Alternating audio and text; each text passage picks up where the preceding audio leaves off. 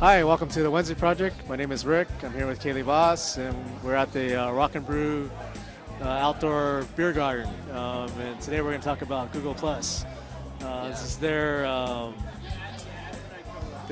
guess, their attempt on social networking. I guess a lot of what we're going to be talking about is more speculation and ideas of where we think or why they're entering this market. Yeah, so Google Plus is basically Google's answer to Facebook. It's, Google trying to get themselves into this sphere of social networking that Facebook basically owns right now. And Google's really afraid that people are going to be only using Facebook and only interacting on the web on Facebook, and they're not going to really need Google at all. So unless they create their own way of letting people share information and collaborate and send things and store things with their friends, then they're not gonna have a part of this next new thing. Yeah, I mean, you go back to Facebook. I guess they're in partnership with Bing. So it kind of leaves Google out to either create their own or, right? There really is nobody else to buy or work with. It's like Facebook. Pretty much, there's Facebook and then Twitter to some extent, but Twitter's a little bit different in the way that you interact with it. And it's kind of funny because it's sort of like Microsoft wants to be Google in the internet space, and Google wants to be Facebook. So you've got these big established players who are really trying to chase the next new thing. And it seems to me that, as much as we hate names, sort of Facebook and social and sharing is Web 3.0. Yeah, I can see that. The space in Google's focus. I've often heard Schmidt talk about, if we do one thing well, it's going to be search. So, how is this social network going to be part of search? I think that's the next question. Yeah, well, if Google loses search and if they lose focus on search, then they've just lost their business and they've lost what they've done to really make the web useful and to make themselves a very, very valuable company. So I think if Google is smart, everything they do is going to tie back into their core, which is that little search box.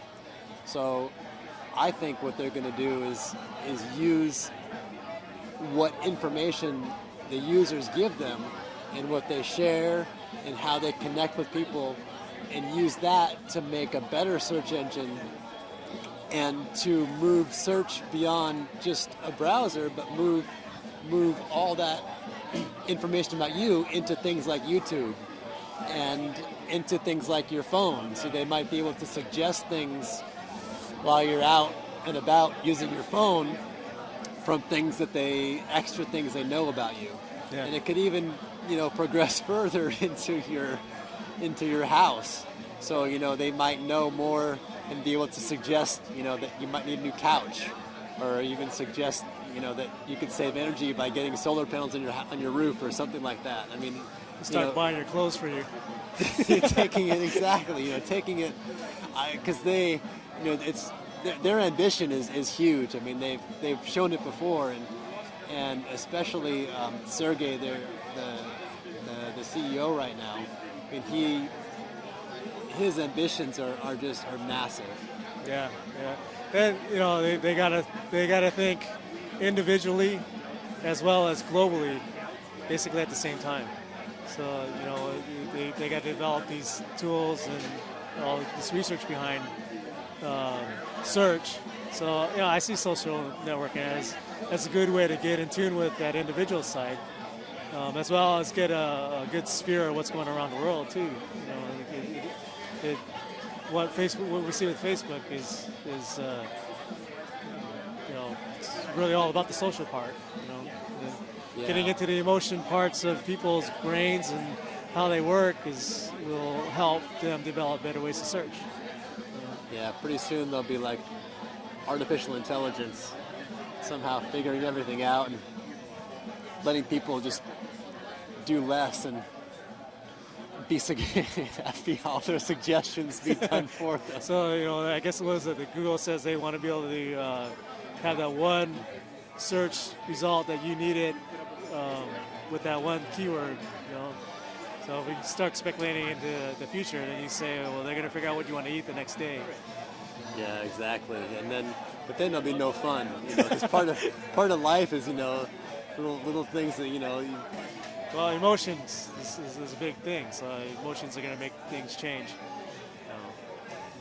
Once they tap into emotions, and then they got a product that's going to be pretty big. Yeah, it's just it'd be like. I guess the most emotional thing online now is online dating, which again Google has no part of. Okay, I'd say this is kind of a light episode, and we'll wrap it up here. And again, this is Kaylee Voss, and I'm Rick McCall, and I'll see you guys next time. Thanks for watching.